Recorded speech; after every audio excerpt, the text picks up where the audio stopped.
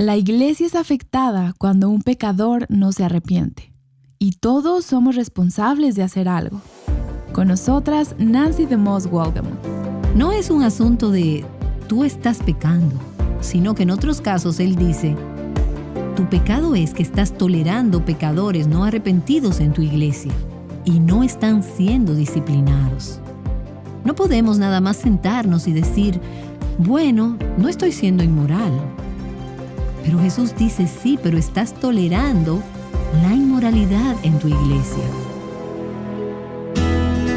Estás escuchando Aviva Nuestros Corazones, con Nancy DeMoss Wolgemuth en la voz de Patricia de Saladín. Hoy es 9 de mayo de 2023.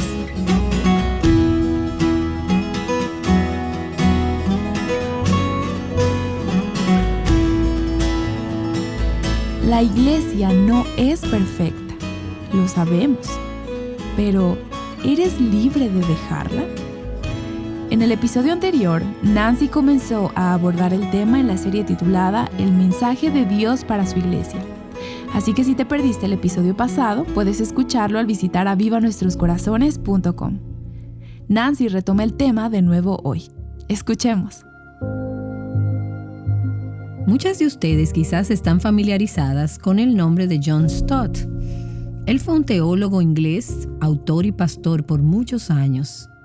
Y él escribió un libro en la porción de Apocalipsis que estamos estudiando, de los primeros 3 capítulos. Él lo tituló What Christ Thinks of the Church, lo que Cristo piensa de la iglesia.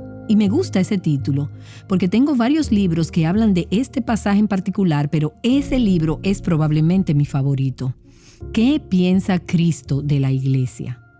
Lo que Cristo piensa de la iglesia debe ser un tema de interés y de preocupación para cada creyente. Hay muchos libros que han sido escritos en años recientes acerca de qué es lo que otra gente piensa acerca de la iglesia. Y tú probablemente tienes una opinión acerca de la iglesia también. Y la cultura tiene sus propias opiniones acerca de la iglesia. Pero de todas esas opiniones, la que más importa, más que cualquier otra, es la de Cristo. Lo que Cristo piensa de la iglesia. Necesitamos saber lo que Cristo piensa de la iglesia. Necesitamos saber qué es lo que a Él le importa y lo que piensa de la verdadera condición de la iglesia. Cuál es su diagnóstico, cuál es su pronóstico y la prescripción para la iglesia. Así que al continuar con Apocalipsis capítulo 1, empecemos en el versículo 9. En caso de que haya alguien que apenas se une a nosotras en esta serie en el día de hoy, déjame darte un poco de contexto, con el párrafo que inicia con el versículo 9. Dice, yo, Juan, vuestro hermano y compañero en la tribulación, en el reino y en la perseverancia en Jesús, me encontraba en la isla llamada Patmos a causa de la palabra de Dios y del testimonio de Jesús. Estaba yo en el Espíritu en el día del Señor y oí detrás de mí una gran voz, como sonido de trompeta, que decía, escribe en un libro lo que ves y envíalo a las 7 iglesias, a Éfeso, Esmirna, Pérgamo, Tiatira, Sardis, Filadelfia y Laodicea. Así que todo este libro es una carta, un mensaje que debía ser leído y distribuido en las 7 iglesias de Asia Menor. Era una carta que debió ser llevada a través del mar por un mensajero, probablemente primero a Éfeso y después a través de una ruta postal de ciudad en ciudad. Este es el orden en el cual las visitarías si sigues el camino que conecta con las ciudades. Y esta carta, este mensaje, todo el libro de Apocalipsis tenía que ser llevado a estas iglesias para ser leído. Y dentro de ese libro hay un mensaje individual para cada una de estas 7 iglesias, y esos mensajes individuales los encontramos en los capítulos 2 y 3 de Apocalipsis. Comúnmente les llamamos las cartas a las 7 iglesias de Apocalipsis.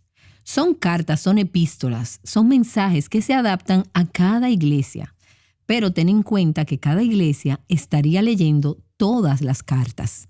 Eran cartas circulares y las leían y después las pasaban para que todas las iglesias las leyeran. Así que en el versículo 19 del capítulo 1, esta voz le dice a Juan, escribe pues las cosas que has visto. Después hay 2 categorías de las cosas vistas, las que son ahora y las que han de suceder después de estas. Estas son las del futuro. Así que él dice, escribe las cosas que has visto. De las cosas que has visto en esta visión que te daré, hay cosas presentes que están sucediendo en este momento y después hay cosas que son acerca de eventos que pasarán en el tiempo. Apocalipsis, todo el libro, habla de eventos presentes y de circunstancias. Y también trata de cosas futuras. Cuando llegues al capítulo 4, de ahí en adelante, lo que leerás es acerca de las cosas que pasarán después de esto. Son las cosas que pasarán, cosas que no han sucedido. Eso no es de esta manera en todos estos capítulos, pero sí en la mayoría del capítulo 4 y hasta finalizar el libro, se trata de cosas que sucederán después. El mensaje a las iglesias que encontramos en los capítulos 2 y 3 trata de cosas que no son cosas que pasarán después, sino cosas del ahora, cosas que son aquí y ahora. Y quizás te preguntes, ¿y por qué tanto énfasis en esto? Bueno, porque el ahora es un punto importante para empezar. No puedes tratar efectivamente cosas venideras si no tienes bien la perspectiva de Dios acerca de las cosas ahora. Cuando yo era joven, no sé si sea cierto en sus iglesias donde ustedes crecieron, pero cuando las conferencias de profecías estaban de moda, mucha gente, especialmente en esos días, y aún hay gente en el día de hoy, que les encantaba hablar de las cosas futuras, de las profecías, qué es lo que sucederá, cuándo pasará. Y realmente puedes quedarte atrapada en esas cosas sin saber qué significan en realidad. A mucha gente que le encanta el estar hablando de profecía acerca de las cosas del fin o cosas que sucederán en el futuro, tienen problemas con el vivir aquí y ahora, de la manera en que se ocupan de estos asuntos. Y muchas veces, y no estoy generalizando, pero la mayoría de la gente que se mantiene hablando de profecía puede que esté tratando de escapar o de evitar el vivir en el desagradable aquí y ahora. El propósito de las profecías no era que los descifráramos todo, pero era para ayudarnos a vivir con un sentido de alerta y preparación ahora para cuando estas cosas sucedieran, en cualquiera que fuera la secuencia, como quiera que se vieran, para que entonces estuviéramos listas. Y es mucho más sencillo discutir acerca del rapto, cuándo ocurrirá, o dependiendo de tus creencias, si el rapto sucederá o no, que el tratar con la parte práctica del problema de la obediencia, de controlar nuestra lengua, de nuestro orgullo, de confesar nuestros pecados, de tomar decisiones sabias en cuanto a lo financiero, tratar con las presiones, con los problemas. Esas son las cosas de la vida para las que Dios nos ha dado su palabra y su gracia para tratar con ellas. Y las cartas a las iglesias nos ayudan a manejar estas situaciones del aquí y ahora. No que lo otro no tenga aplicación. Las cosas venideras nos pueden dar una revelación del aquí y ahora. Pero las cartas a las iglesias fueron escritas para iglesias como las nuestras. Gente que enfrentaba situaciones igual que nosotras. Y al ir estudiando y meditando y memorizando estas cartas a las iglesias, he encontrado que mi corazón ha sido exhortado y también bendecido. Encontrarás a tu corazón no solo exhortado y bendecido al ir viendo esta serie, sino también que será retado. Y a veces habrá reprensión que vendrá de la boca de Cristo a nuestros propios corazones y a nuestras iglesias, porque somos muy familiares a las iglesias de Apocalipsis. Descubrirás, como lo he hecho yo, que estas cartas nos dan esperanza y nos dicen cómo encontrar gracia y paz en medio del problema. Nos ayudan a vivir una vida pura en medio de un mundo impuro. Nos ayudan a soportar los tiempos difíciles. También nos llaman al arrepentimiento. Nos advierten acerca de los peligros. Nos ayudan a perseverar y nos informan. Estas cartas a las iglesias están escritas para nosotras y nos informan cómo debemos vivir el aquí y el ahora. Y también cómo prepararnos para el tiempo que vendrá. En nuestro ministerio hacemos evaluaciones personales periódicamente de los empleados. Y esto simplemente significa que el supervisor se sienta con las distintas personas que le reportan a él y discuten el desempeño del empleado.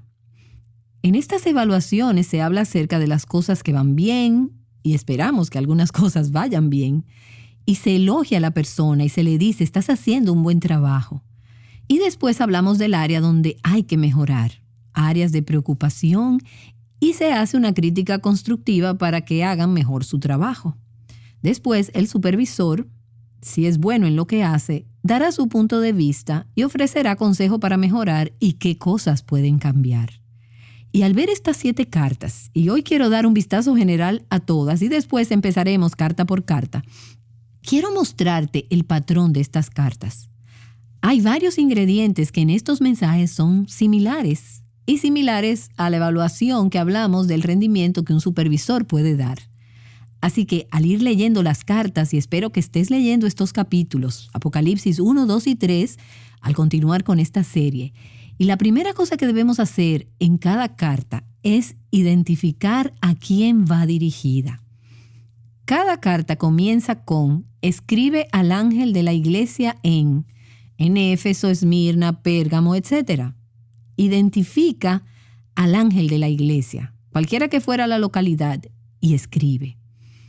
Así que identifica una iglesia local específica. Estos mensajes individuales no son largos, pero están muy enfocados, son muy prácticos y muy penetrantes.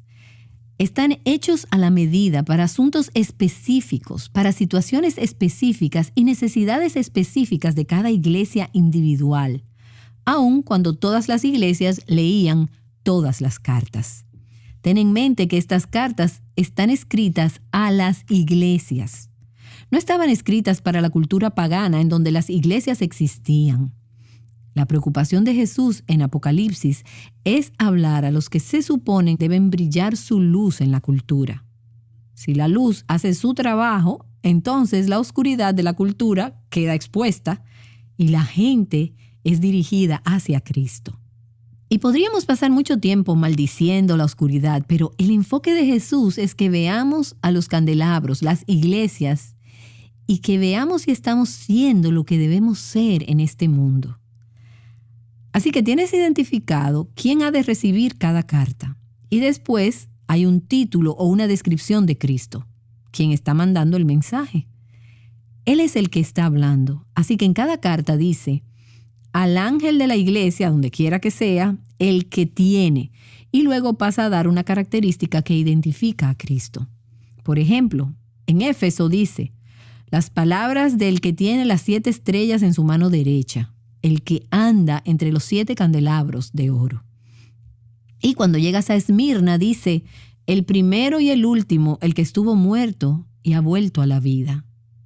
La de Pérgamo dice, el que tiene la espada aguda de 2 filos. Cada carta identifica características de Cristo que se relacionan de alguna manera con lo que Él va a decir a cada iglesia. Recuerda que es Jesús quien está hablando a estas iglesias. Él es la autoridad establecida y tiene el derecho de diagnosticar y de dar directrices a las iglesias y también a nuestras vidas hoy en día. Después que el destinatario y el que envía son identificados, cada una de las cartas entonces evalúa la condición de la iglesia, igual como si estuvieras hablando con tu supervisor acerca de tu rendimiento en el trabajo. Él evalúa la condición de la iglesia. En cada carta él empieza diciendo, yo conozco. En 5 él dice, yo conozco tus obras. Y en una dice, yo sé dónde moras. En otra dice, yo conozco tu tribulación. Él evalúa la condición. Conozco tus obras, conozco tu situación, la situación en la que estás. Sé lo que está pasando en tu iglesia. Sé lo que estás experimentando. Conozco tus circunstancias. Recuerda que ese que tiene ojos como llama de fuego, él sabe, él conoce. Él ve lo que está sucediendo en las iglesias y también ve lo que no está sucediendo que debería estar pasando. Así que él dice, yo conozco. Y él no solo conoce lo que dice la página web de nuestras iglesias, sino que él conoce las cosas como realmente son en ellas. Él conoce lo que sucede tras bastidores. Él también conoce la condición de cada creyente dentro de la iglesia. Él escudriña y penetra nuestros corazones. Él conoce los asuntos particulares y las circunstancias con las que cada iglesia tiene que luchar. Él conoce los retos particulares y la oposición que enfrenta en su comunidad particular. Él conoce las fortalezas y las debilidades de cada iglesia. Él conoce las pruebas y el sufrimiento de cada iglesia y de cada creyente individual dentro de esas iglesias. Él conoce la obediencia callada y los actos de servicio fiel que se llevan a cabo dentro de esas iglesias o en tu vida que nadie más ve, conoce o aplaude. Y a las mamás, déjenme decirles, las exhorto, Él conoce. Él sabe lo que haces. Él conoce a esos 4 hijos y que cuidas de ellos. Y la manera en que amas, la manera en que sirves y cómo los bendices. Y que esos niños aún no se levantan y te llaman bienaventurada. Pero un día lo harán y Él sabe. Él sabe, mujer soltera, tu fidelidad en donde Dios te ha puesto. Él conoce tu fidelidad en mantenerte moralmente pura cuando nadie ve. Él sabe. Y Él también conoce los asuntos que deben ser cambiados, las cosas que necesitan ser tratadas. Él conoce la hipocresía, Él conoce el pecado, Él conoce tus deficiencias. Todas tenemos una reputación y Él no solo trata con la reputación, Él trata con lo que está pasando en las iglesias y con la gente que está en las iglesias. Podemos impresionar y engañar a los demás, pero nada lo engaña a Él. Porque Él sabe, Él conoce. Así que Él da una evaluación y en particular yo quiero saber lo que Cristo ve en mi vida, en las iglesias de hoy. Y le digo, Señor, muéstrame. Y al entrar en la serie, espero que estés orando, Señor, muéstrame. Muéstrame lo que hay en mi corazón. Muéstrame lo que está pasando en mi vida. Muéstrame cuáles son las necesidades. Haz una evaluación de mi verdadera condición espiritual. Y como parte de la evaluación, en 5 de estas 7 iglesias, Él les da un elogio. Estas son palabras de ánimo y de encomio. Hay 2 iglesias que no recibieron elogios, pero a 5 de las iglesias, Él les da esas palabras de afirmación y de exhortación. A todas las iglesias, excepto a 2. Y también da palabras de crítica, palabras de reprensión y palabras de preocupación. A 2 iglesias, a Esmirna y a Filadelfia, Él no dice ninguna palabra de crítica. Pero a las otras iglesias les dice, hay cosas buenas, pero hay cosas que me preocupan. Y en todas las iglesias, Él da palabras de consejo y exhortación, lo que deben hacer acerca de sus observaciones. Él no solo hace las observaciones, sino que les dice, esto es lo que tienen que hacer. 5 de 7, el consejo es a arrepentirse. Hay otro consejo, pero ese es el más común como consejo, un llamado al arrepentimiento. Y esto me llama la atención porque la cultura donde estaban estas iglesias, la cultura que las rodeaba, era atea, era inmoral.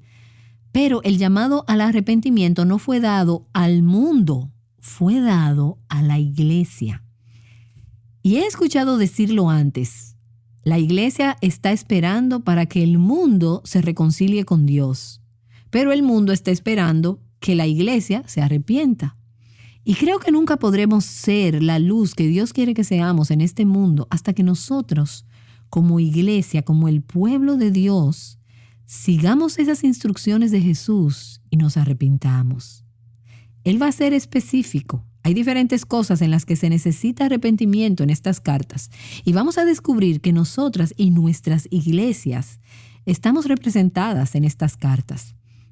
A través de estas 7 cartas hay 4 asuntos principales, primordiales que se repiten, que siguen saliendo a la superficie en cada una de ellas.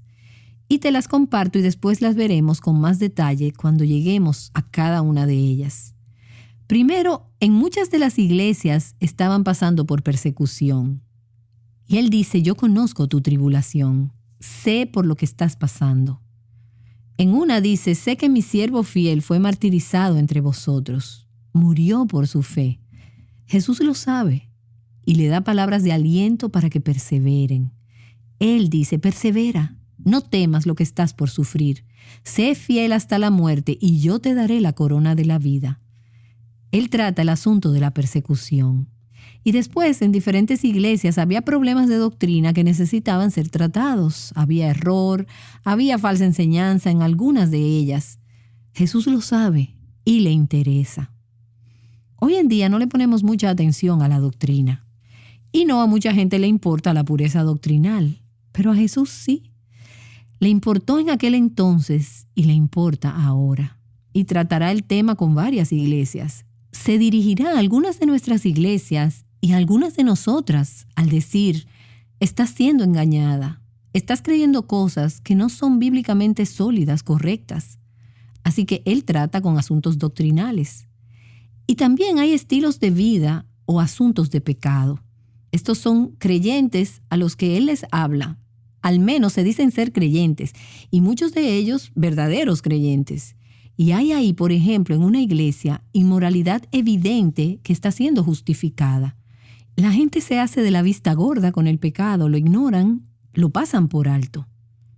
¿Te suena esto familiar, como algo que Jesús podría decirle a la iglesia de hoy? Hay otras iglesias que están convirtiendo la gracia de Dios en una licencia para pecar. Podemos hacer esto porque no estamos bajo la ley, sino bajo la gracia. ¿Suena eso como algo que pudiera estar sucediendo en la iglesia del siglo XXI?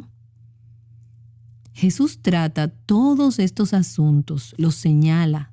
Es muy específico al señalarlos y decir: necesitas arrepentirte de estos asuntos pecaminosos. No es solo una cuestión de decir, estás pecando. Pero en muchos casos Él dice, tu pecado es que estás tolerando pecadores sin arrepentirse en tu iglesia y no están siendo disciplinados. Así que no podemos solo sentarnos y decir, bueno, yo no estoy siendo inmoral, pero tú estás tolerando la inmoralidad en tu iglesia. Y veremos qué piensa Él acerca de estas cosas al ir leyendo cada carta individualmente. Y Él trata también con los asuntos del corazón, asuntos que no son tan específicos como el comportamiento o la doctrina, pero sus ojos penetran bajo esa superficie del corazón. Él ve la hipocresía, Él ve que profesan ser una cosa y en realidad están viviendo otra. Él ve la tibieza, Él sabe de las cosas que no podemos decirnos unos a otros a la cara, pero Jesús nos ve. Él ve nuestras iglesias y Él conoce todo. Y Él trata con esos asuntos también. Así que Jesús no solo está señalando estos asuntos, sino que Él también está diciendo, esto es lo que debes hacer con ellos. Estas cartas y el libro de Apocalipsis es un llamado a quienes están siendo perseguidos para que perseveren. Es un llamado a ser fiel a la verdad, a no ser tolerante hacia la falsa doctrina, sino a ser intolerante de todo lo que no sea consistente con la palabra de Dios. Es un llamado a ser pura y obediente, a no permitir que el pecado esté sin tratar dentro de la iglesia. Es un llamado relacionado con nuestro corazón, que tengamos un amor apasionado y ferviente por Cristo. Así que Jesús no solo está señalando estos asuntos, sino que dice, esto es lo que tienes que hacer al respecto. Y después de la evaluación, del elogio, la crítica, el consejo, en todas las cartas hay una advertencia. Si no te arrepientes, esto pasará. Estas serán las consecuencias. Y hay una promesa para aquellos que venzan. Hay un premio en cada una de las cartas. Y hay esta oración en cada una de las cartas que dice, el que tiene oído, oiga lo que el Espíritu dice a las iglesias.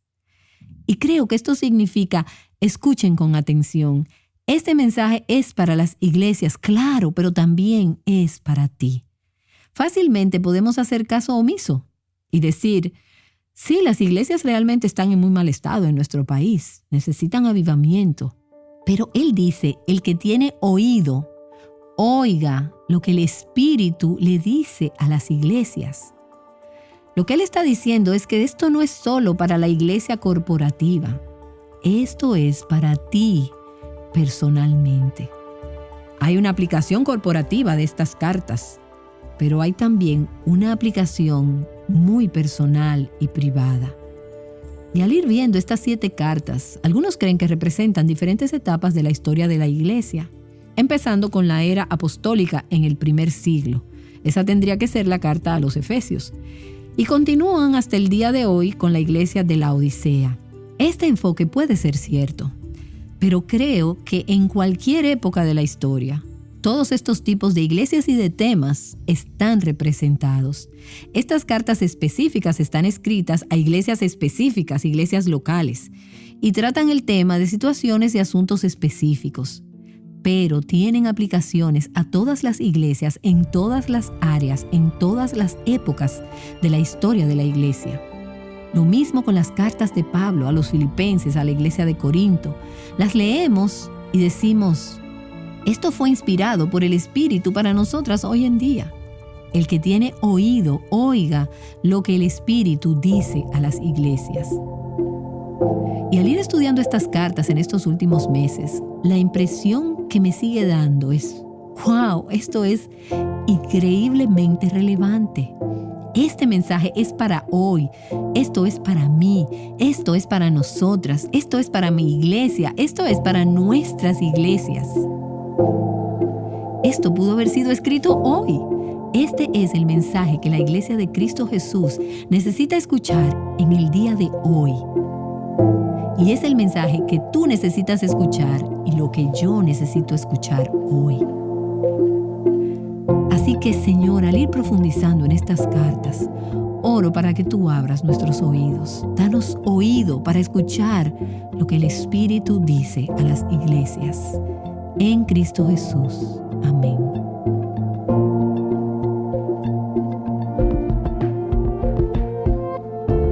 Nancy ha comenzado a explorar las cartas a las iglesias que encontramos en el libro de Apocalipsis. Continuaremos con este estudio dividiéndolo en diferentes series durante las próximas semanas. El episodio de hoy concluye la serie llamada El mensaje de Dios para su iglesia. Es nuestra oración que puedas estudiar estas cartas junto a nosotras y que puedan ser de bendición y darte una perspectiva fresca acerca de Cristo y su iglesia. ¿Amas a Jesús con la misma intensidad con que lo amabas cuando lo conociste? Nancy explorará esta pregunta mañana. Te esperamos aquí en Aviva Nuestros Corazones. Amando a Cristo y su iglesia juntas, Aviva Nuestros Corazones es un ministerio de alcance de Revival Hearts.